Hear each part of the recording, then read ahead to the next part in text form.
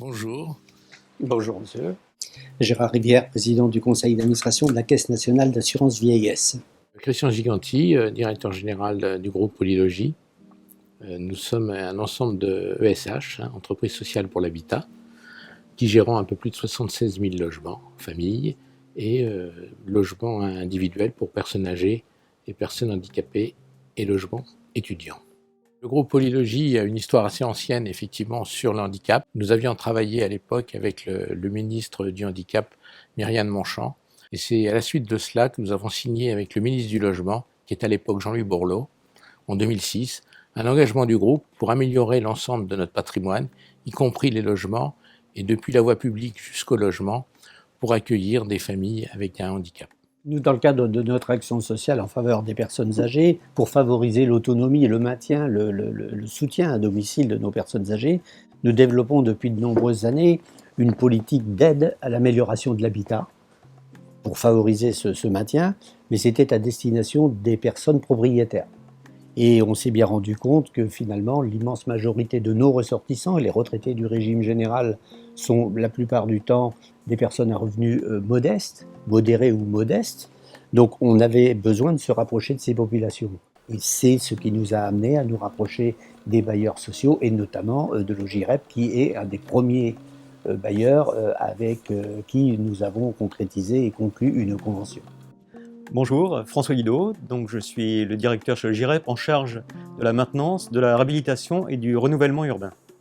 En 2016, nous avons signé une convention triannuelle avec la Caisse nationale d'assurance vieillesse d'Île-de-France qui nous permet d'être plus ambitieux dans nos actions en matière de rénovation et de résidentialisation, si bien sûr ces travaux sont éligibles. Cette convention nous engage en contrepartie à mener une politique d'information et d'incitation auprès de nos locataires retraités ou en passe de l'être. Et pour cela, nous nous appuyons beaucoup sur nos gardiens comme lien entre le GIREP et les locataires. Bonjour, François-Dominique Barré, je suis le gérant de la société HQE Applications. HQE Applications est un bureau d'études spécialisé dans la mise en accessibilité et l'adaptation de logements pour les personnes handicapées ou pour les personnes âgées dans le cadre de la loi sur le vieillissement de la population. Donc, alors nous intervenons pour le GIREP depuis maintenant plus de 5 ans. Au départ, pour effectivement aller faire principalement des visites à domicile et faire des études de mise en accessibilité. Maintenant, nous sommes 3 personnes à intervenir quasiment à plein temps pour le GIREP. 2 qui sont le plus souvent au siège, et moi qui fais la liaison avec les locataires et qui vais faire les études de terrain. Bonjour, je m'appelle Ferdaous Najar, j'ai 19 ans, j'étudie actuellement à Paris, je prépare un BTS Commerce International. Je suis atteinte d'une arthrogrypose neuromusculaire depuis la naissance. Ça touche les articulations, les muscles et la respiration. Avant d'emménager ici, à Nanterre, j'habitais à Stein avec ma famille. On était dans un appartement. Il n'y avait que 2 chambres, c'est-à-dire une pour moi, ma soeur et mon frère, et une chambre pour mes parents. Donc c'était plus vivable, quoi, parce que avec mon fauteuil, il pouvait y avoir des accidents. On avait demandé une douche adaptée. On avait à la place d'une baignoire une douche où il y avait une marche, quoi. Du coup, c'était très compliqué pour moi. Le GIREP directement m'a donné une palette et m'a dit voilà, je vous propose ça, ça, ça. Nous avons été amenés à remplacer les portes existantes pour les élargir et mettre des portes coulissantes. Mon travail, c'est d'abord cette diversité et la rencontre avec les gens. L'accessibilité ou l'adaptation, c'est une multitude de petits détails et on ne peut les mettre en œuvre que si on est à l'écoute des gens. Mon principal rôle, c'est de faire parler les gens. Comme le bouton est trop haut, je me suis dit c'est un peu dommage. Oui. Ouais. Et encore, il a une hauteur conforme, il est à 90. Nous allons insérer un deuxième œilleton dans la porte de telle sorte que Ferdaous puisse voir les personnes qui arrivent. Au niveau des seuils de la porte, on va rajouter un petit seuil biseauté de telle sorte que son fauteuil ne bute moins. Au niveau de l'interphonie, donc elle a été mise à bonne hauteur. Pas forcément très bas pour pas que les autres aussi soient handicapés du coup, mais voilà, je pense qu'il a une hauteur qui peut correspondre à la fois à moi et aussi aux autres, quoi. On peut changer ça, hein, parce qu'on est quand même en 2016, il y a beaucoup de technologies, etc. Et les choses prioritaires, moi, que j'estime prioritaires, ne sont pas encore au rendez-vous. Et moi, j'aimerais bien aussi que ça change. Et pour finir, pour également permettre d'avoir une autonomie la plus parfaite possible, on a créé dans le salon une séparation avec une porte coulissante pour créer une chambre. Voilà. Faut continuer ça. C'est pas à négliger du tout parce que c'est vraiment nécessaire. Et si vous pouvez même, dans le futur, faire en sorte que ce système-là, cette fonction-là, devient une base, même une obligation peut-être, ce serait génial, vraiment. Aujourd'hui, la politique d'accessibilité, n'est-ce pas, ce n'est pas uniquement une mise aux normes stricte aux normes accessibilité. L'objectif du pôle accessibilité est d'améliorer les conditions de vie de nos locataires en situation de handicap. Et pour cela, en fait, il faut comprendre le réel besoin de ces locataires, les accompagner, trouver les solutions les plus adaptées pour obtenir la meilleure satisfaction. Notre action auprès de le GIREP est divisée en deux parties, c'est-à-dire d'une part, il y a les adaptations pour les locataires et d'autre part, il y a les mises en accessibilité des bâtiments qui vont bénéficier à l'ensemble des locataires d'un immeuble. Alors nous, on a la chance effectivement d'avoir une politique de gardiens d'immeubles. Dans tous nos immeubles, nous avons des gardiens qui peuvent, eux, détecter effectivement une difficulté pour une famille qui n'a peut-être pas envie d'en parler, mais qui peut en parler des fois avec le gardien, ou le gardien nous alerte. C'est dans ce sens-là qu'on peut aller voir la famille après et de voir avec elle. Je m'appelle Monsieur Robquin, je travaille pour la société Logirep depuis 20 ans. La société Logirep perçoit ses gardiens comme un atout majeur dans la vie de tous les jours sur ces sites, surtout sur les sites importants. C'est nous qui faisons vivre quelque part les sites en tant que gardiens. Ce qui me plaît dans ce travail, c'est déjà le relationnel. C'est tous les jours quelque chose de nouveau. Depuis 2006, nous avons adapté environ 1600 logements, soit 5% de notre patrimoine, sans compter les logements qui sont livrés, adaptés déjà aux personnes à mobilité réduite. Donc le montant des travaux d'adaptation annuels représente environ 1,8 million. À cela, il faut ajouter les travaux de mise en accessibilité de nos bâtiments, qui représentent environ 300 000 € par an. Donc la question de l'accessibilité est évidemment intégrée dans tous nos projets de rénovation, de résidentialisation. Bonjour, je suis Franck Février. Ça fait une vingtaine d'années que je suis dans ces locaux-là, à Logirep. Comme vous avez sans doute remarqué, j'ai un léger handicap et ils ont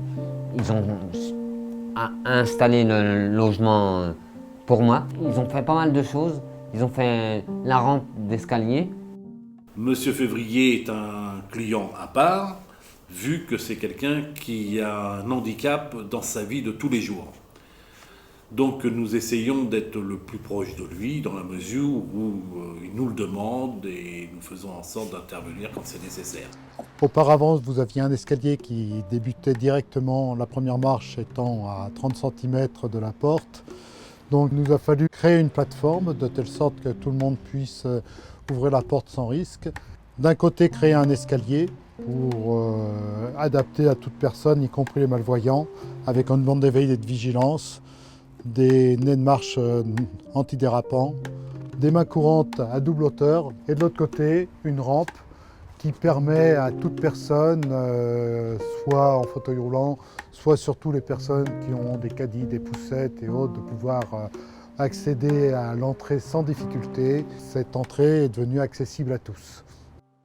Avec la rampe qu'ils ont faite, ça me libère, on va dire, ouais.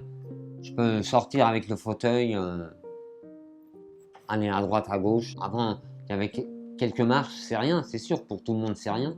Mais pour moi, je suis tout le monde aussi. Mais avec le fauteuil, je pouvais pas, quoi.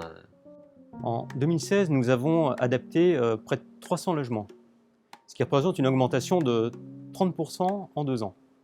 Alors, il faut savoir que dans notre patrimoine, il y a des gens qui ne peuvent pas se laver, qui ont des conditions de vie qui sont très délicates. Et par exemple, l'adaptation la plus fréquente qu'on va faire, ça concerne les salles de bain, avec le remplacement d'une baignoire par une douche à fond plat, avec des barres d'appui, avec des fauteuils, avec une robinetterie adaptée, car le taux d'accident sur ces installations est vraiment très fréquent, trop fréquent. Et vraiment, il faut qu'on puisse faire comprendre à nos locataires qu'on peut améliorer leurs conditions de vie, qu'on peut empêcher ces accidents, et qu'ils doivent vraiment nous prévenir, et à ce moment-là, nous faisons l'adaptation. Bonjour, je m'appelle Anna Rioux, j'ai 75 ans. Bonjour, je m'appelle Jean-Pierre et j'ai 78 ans. Nous habitons Fontenelle-Fleury depuis 48 ans. Chez Logirep. Des amis qui étaient là, nous ont donné l'adresse et puis on a été pris, on était contents comme tout. Il faut dire que les gardiens ils ont été très gentils. Chaque fois qu'on leur demandait quelque chose, ils nous ont toujours reçus agréablement, quoi. C'est ça, parce que souvent les gens se plaignent qu'ils ont de très mauvais gardiens, je ne m'entends pas avec eux, je sais pas. Nous, on n'a jamais eu aucun problème. C'est nous qui faisons vivre quelque part les sites en tant que gardiens. Nous faisons remonter les informations, nous gérons nos réclamations et nous avons avant tout des engagements vis-à-vis de notre clientèle. C'est là que vous avez une capacité de sensibilisation des personnes âgées lorsque vous procédez à une rénovation générale de votre habitat. Une certaine catégorie de la population, avant que nous conventionnions ensemble, prenait contact avec nous pour adapter leur logement. Par contre, on sait très bien que de nombreuses personnes sont plutôt réticentes parce qu'il y a une forme de déni du vieillissement. C'est très bien que le vieux, c'est pas moi, c'est l'autre. Quand on pourra plus monter les cafétages. Voilà. Mais là, on est tranquille. Tant qu'on peut rester, on reste. On sait que nous, nos familles sont très attachées à leur logement, leur quartier, contrairement à ce qu'on pourrait imaginer, et qu'ils ont du mal, et que pour dans certains cas, c'est vraiment un gros problème de laisser leur logement pour aller vivre ailleurs. Bon, je partirai ailleurs si vraiment un jour j'ai plus de jambes, j'ai plus de bras. Non, c'est sûr. Hein. Donc comment garder nos locataires dans les logements, tout en sachant que le vieillissement effectivement amène à une difficulté. C'est pour ça aussi qu'on s'est rapproché de vous et qu'on arrive à faire un travail en partenariat pour pouvoir garder à domicile nos locataires qui vieillissent. Près de 30% de nos locataires sont retraités et 20% sont susceptibles de l'être dans les 10 prochaines années.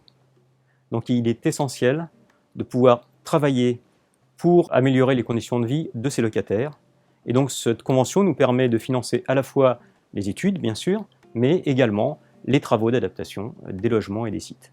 J'ai eu sur ce site l'occasion d'effectuer pas mal d'aménagements au niveau des salles de bain, déjà notamment, principalement au niveau des salles de bain. La salle de bain, c'est très bien, on prend des bonnes douches, c'est impeccable. Il n'y a plus à escalader pour pouvoir aller dans les baignoires et tout. Là, ça glissait, on ne pouvait pas mettre les mains sur le rebord, on glissait tout le temps. Alors, il fallait bien essayer de s'accrocher. Bon, et puis une fois qu'on était dedans, là, on ne pouvait pas s'allonger, je ne pouvais pas me relever, moi. Alors on a dit, bon, si c'est pour avoir une belle baignoire comme ça, puis qu'on ne peut pas s'en servir, autant avoir une douche. Au départ, on parlait beaucoup plus d'opérations ponctuelles. Maintenant, c'est vraiment un plan de mise en accessibilité pour l'ensemble du patrimoine. Même la barre dans les water, je me suis dit, on va mettre une barre. Il m'a juste dit, je vous la mets pour vous un peu plus basse, parce que vous êtes petite. Mais c'est vrai, je pense pas, mais quand on peut se lever, là, c'est impeccable aussi. Non, c'est des trucs qui ont été très bien étudiés, qui sont très bien adaptés. Tous ces travaux requièrent des compétences, un savoir-faire particulier. Donc nous appuyons sur des entreprises qui sont déjà formées pour cela. Et nous attachons beaucoup d'importance à ce que les travaux soient suivis, en particulier au niveau de la réception, avec notre partenaire, notre assistant à maîtrise d'ouvrage, de façon à ce que le client soit vraiment satisfait. Alors comment se sont passés ces travaux? Oh, ils sont très bien passés. Ah, mais moi je bouge plus d'ici, hein, moi je reste là. Je vois que vous êtes bien. Oh ben là, oui, très très bien là.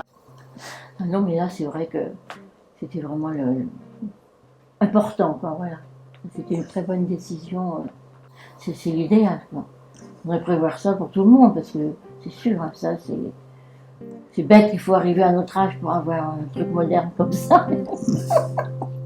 Quand on fait un aménagement de salle de bain, là, c'est vrai que tout le monde a le sourire aux lèvres.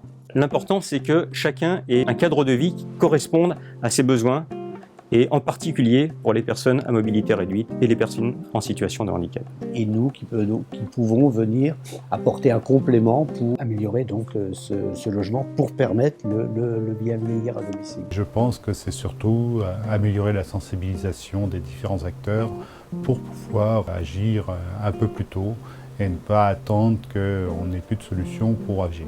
Je remercie Logirep. Ils ont mis du temps à faire les travaux, mais ils les ont fait à fond. C'est ça que je veux dire. Il faut banaliser le fait qu'il y ait des gens qui viennent dire voilà, quels sont vos besoins, quels sont vos problèmes au niveau mobilité. Et on est là, vous êtes chez vous, vous nous dites ce que vous voulez, on va vous le faire.